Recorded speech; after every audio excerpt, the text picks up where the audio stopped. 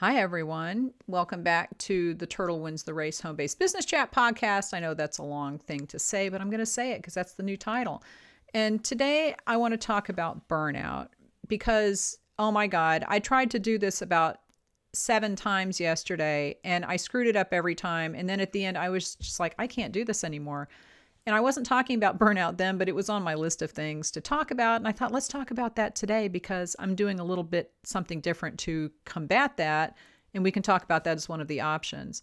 But if you're not familiar with me first, my name is Kara Buntin. I have 3 Etsy shops. I have an e-commerce website. I've been in business for myself for the last 24 years. I always have to do the math in my head. I used to sell custom wedding cakes, and now I sell exclusively online, just cake decorations and that kind of thing. And I also have classes for other Etsy sellers. You are not required to take any of them. You don't have to sign up. And never buy a class that you can't afford. I'll just throw that out there. Because honestly, there's people that will sell you anything. And I don't want you to buy anything from me if you can't afford it. And just keep watching my YouTube channel because I give out a lot of advice here. You can also join my Facebook group, which is listed in the description. So let's talk about burnout. Okay, burnout is something that everyone will experience. And I had it bad yesterday. And it doesn't have to be like long-term burnout where you wake up and you're like, oh, I can't deal with this. It could be just at the end of the day when you are so exhausted and you still have things on your list to do. It can be any time. It can be like doing a specific task over and over. And even though you have energy for other things, that one thing is going to kill your life. It can take many forms. Burnout is not fun, but it's something that we run up against all the time. And like I said, I ran up against it yesterday. So I just finally said, I'm done. I can't do this today. And the light was changing and it was just a mess. So I said, I'm just going to stop. And basically with burnout, I have notes here. Let me look. Okay. You have 3 options when you have burnout with something. And, which option you choose is going to depend on what is best for you. And don't do what other people tell you to. I also have another podcast about unsolicited advice coming up. So watch for that one. But you don't need to take advice from people with burnout. Listen to yourself, trust yourself, and know what is best for you. And sometimes you have to take your family into account too. If you have young kids who need you, if you have a spouse who is, irritated by the amount of time you spend on your business, and that's very common. I should talk about, let's get my husband on here for a podcast one time. I might not like what he says. But yeah, it's the kind of thing where you have to take everything in your life into account. And burnout and balance, let's also talk about balance. Balance goes with this because people talk about having a work-life balance. I think that whole concept is crap because you're never going to be 100% in balance and feel like you have control of everything unless you eliminate a lot of stuff. And if you have to do that, that's fine. If you have to eliminate a lot of stuff from your life in order to feel good about the things that you're doing and to have a healthy work attitude and to have a healthy personal life attitude, that's fine. And what works for you might not work for me. And I love working, all right? I love working, but there comes a point where I'm like physically tired. And so I have to stop. And there comes a point where I'm so aggravated by having to work around my husband's schedule because now he's retired and he's home all the time. So I'm like, okay, I want to record something, but he's in the house. Okay. And so he's moving around and it's irritating, but there are ways around it. For example, usually I'll wait until the afternoon to make videos and to record things. Well, guess what? He's out playing golf now. So this is an opportunity. And that's one of the options that I have is to just readjust a little bit. If you have burnout and you feel like, oh my God, I can't deal with this. I can't handle it. I don't want to do it. Just move your schedule around. And sometimes that's all it takes because you have energy at different times of the day for different things. If you have little kids, do not give yourself any grief about not having time because little kids are draining and they take a lot of attention and it's like interpersonal stuff. And that's a different type of energy than just going through a notebook and saying, I need to do this, this, this. If you're dealing with other people, it's a different type of work. And it's a lot harder. It's a lot more draining for a lot of people. especially if you're an introvert like myself. And I just need time where I'm not hearing things. I need time where I'm not with someone and having to attend to someone else. So it gets stressful, but if you can change your daily schedule around, just change the focus. Like I tend to get up in the morning and I fill all my orders, and then I'll sit down and I will, work in the afternoon. I'll type. I like to write on my blogs and that kind of thing. So I have other stuff that I'm doing throughout the day. And in my head, that's kind of my schedule. But I don't have to do anything in that order because I don't have kids. I can do whatever I want. If you have kids, then you have to deal with that. So it's a different situation and you're going to have to make your own, schedule and rules around that for yourself. But if there is a way that you can change the focus on your schedule. So for example, like I said, I'm recording this now.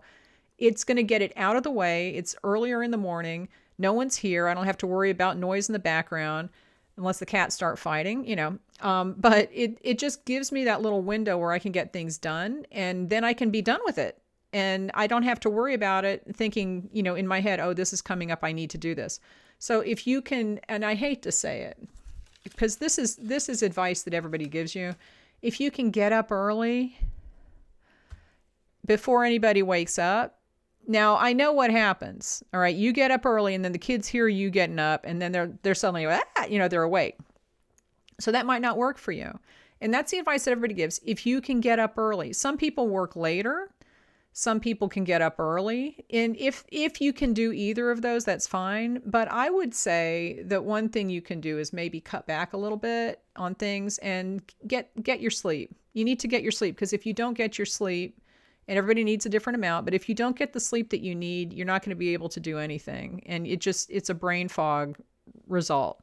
So see if you can change the focus on your daily schedule of when you do things. Move things around. Sometimes that's all it takes because you can put the things that take more energy into the times of the day when you have more energy or more ability to give them attention. But if you can't logically do that, then you might just have to eliminate things. And we'll talk about that as one of the options coming up. Sometimes when you readjust, I'm going to look at my list here. Okay, this is a weird thing that I wrote down, but it kind of makes sense. Sometimes you just have to say, I'm going to go clean something. Instead of sitting here thinking about the work that I have to do, I'm going to go clean something. And this actually is kind of productive and not work related. Or you could clean your workspace. Sometimes cleaning your workspace helps you too, because there are times when you just feel overwhelmed and you look around and it's just a disaster. Look at this place. Everything here looks like it's a disaster, but I know where every single thing is and it's all actually put away. This over here is my little work table that becomes the dumping ground. So when I feel like I'm overwhelmed, I go and clean that up. And it tends to help. It's weird. Or I'll go in the kitchen and clean the sink. I'll clean some counters. I'll vacuum. Just take a break from working and clean something because that gives you a concrete short-term goal and you see the result immediately and then you feel good. And it sounds very weird, but sometimes that will help. If it's just like a tired kind of burnout. If this is longer term, that might not work or else your house is going to be super clean. But if you're feeling overwhelmed, just go clean something. Take the time off from your work and you'll still feel like you're accomplishing something, but you won't have to be thinking about work while you're doing it.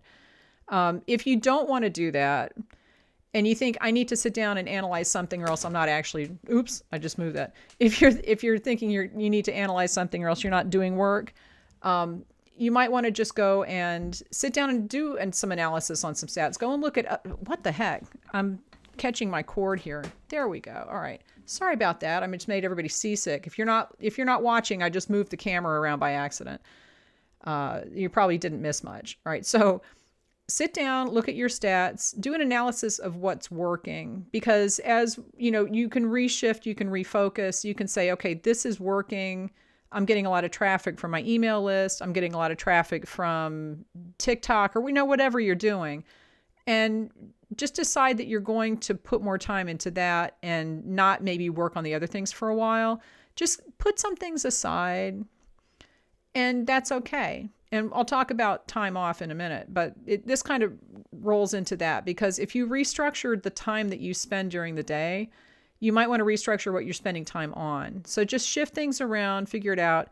And if your family is involved, if you have family that you have to deal with, this might be time when that takes priority. So you have to look at what is your priority right now, because current time is important, especially if you are dealing with family members.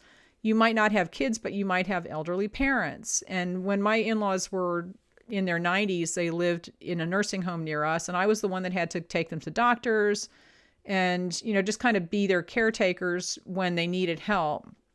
So that took a lot of time, and it was a balancing act, but I had to give some things up and just not do certain things on certain days. And that it works out. It's okay. You don't have to do everything. See, this is something else. I think when people talk about work-life balance, that tends to be, that has a hidden meaning, like being able to do everything, but in a balanced way. No, work-life balance is when you eliminate things so that you don't do the things that you don't have to do right now, and you do the things that you do need to do. And sometimes that's your family, not your business.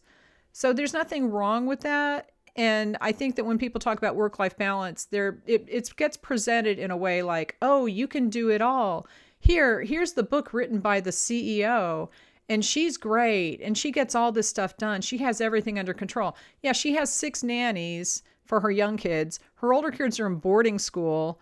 She never sees her husband. She has a cook and a housekeeper and a chauffeur so she can work while she's driving.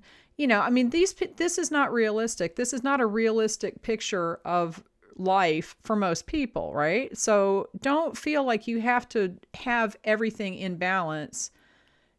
The reality of balance is that you get rid of things. You don't do something right now. You need to think about your current reality. What is your current priority?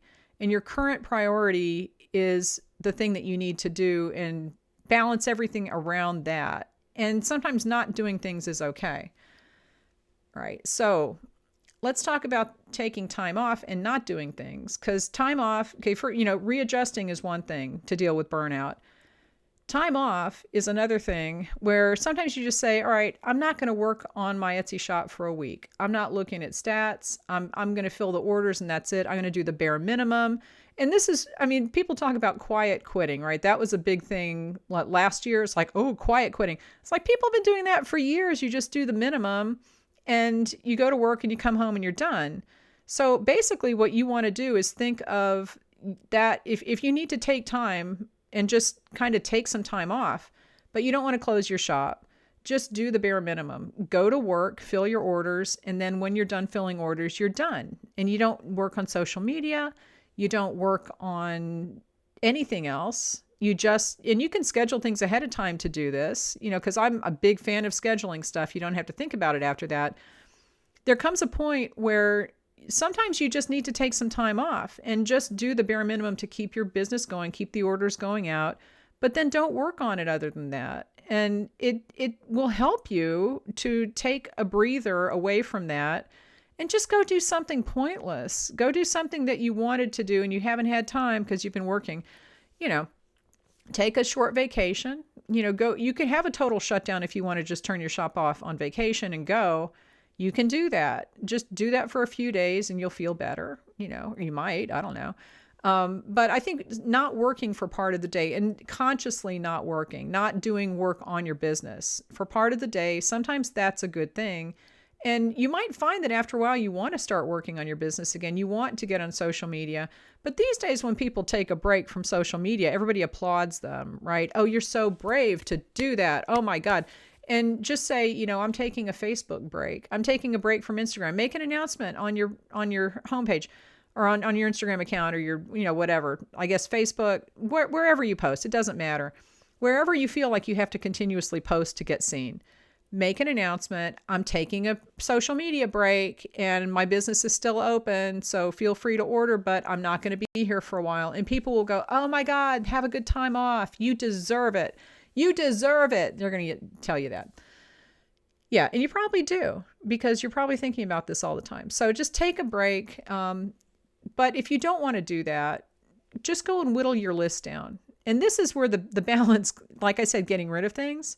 This is where balancing comes in. Balancing doesn't mean, like I said, that you're doing everything in balance. It means that you get rid of the things that you don't need to do and you prioritize the things that you do need to do or you want to do, and you do those instead, and then don't worry about the other stuff. There's always going to be another social media platform. There's always going to be something else to photograph. There's always going to be something else to do. You could keep yourself busy for the rest of your life with all this stuff, or you can say, what do I really need to do? And then I'm just going to get rid of the rest.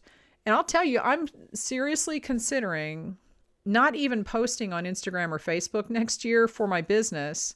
And I'm just going to see what happens, because I have it scheduled out for the whole year because I do that. And I could just schedule it out for the whole year again. It's the same thing. I essentially don't post on Instagram and Facebook for my business at this point because I just don't. I have everything scheduled. But I could take that time that I sit down like 1 or 2 days to, for a few hours at a time. I don't even know how long it takes. It's definitely over a weekend. I'll schedule the whole year, but that means formatting posts. You know what I could do? I could just go and reschedule everything, because people don't pay attention and the feed moves, doesn't it? I might try that. I might just go back and reschedule everything for another year. And now you guys know about that. I'm going to do that. I'm going to try it and I'm going to see if it makes a bit of difference. I'm sure it won't. And no one's going to notice. Quite frankly, no one will notice.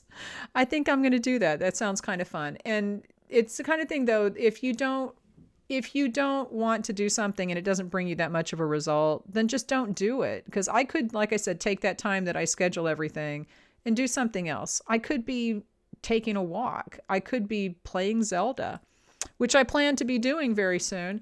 But there's no reason that you have to do everything, because not everything is going to bring you a beneficial result based on the time that you put into it. And if you don't do it, you might find out it doesn't make a bit of difference. So just set things aside that can be put aside. See what happens. It's not going to matter. You should try it. Okay. And let me see. Okay. Now, if there's one specific thing, and this is kind of goes along with the same thing. If there's one specific thing that when you start thinking, oh my God, I hate doing that so much, but I really feel like I need to. Okay. Don't do it. Take a week or 2 weeks and don't do it, and then see what happens. Like I said, it might not make a bit of difference. You might see a traffic drop, but if you can figure out what the happy medium is with that thing, and it could be that if it doesn't matter, then the happy medium is you don't have to do it. Because if you're not getting any traffic from the social media that you post on 12 times a day, what's the point? And I will say, now, as I say that, the thought came into my mind, what about Pinterest? Posting on Pinterest takes like a year or more to get traffic. So you have to do that consistently. But I'm talking about, when I say social media, I'm talking about feeds. So anything that has a feed that shows you things now and then it's gone tomorrow, that might not be a bad thing to just dump that. It's up to you. You have to figure this out. Now, what if you have burnout that has resulted from just, you're done. You've done this long enough. You're not interested in it anymore. Maybe it's just not working and you're really not interested in pivoting. Everybody says, if it's not working, do a pivot. Maybe you don't want to do that. And maybe you just say, I would just want to go get a job so I can go to work and come home and not have to think about it. And there is nothing wrong with that. Absolutely. That is very attractive sometimes, that concept. What if that's your situation? Or, like I said, what if you have a life and family situation that you really don't have time to put into a business right now, but you might in 5 years? That time will come, and it's okay to quit. If you really mentally have to quit, that's okay. And like I said, sometimes when you do that and you just shut everything down, in a few months, you're like, I really want to open it up again. And that's okay too.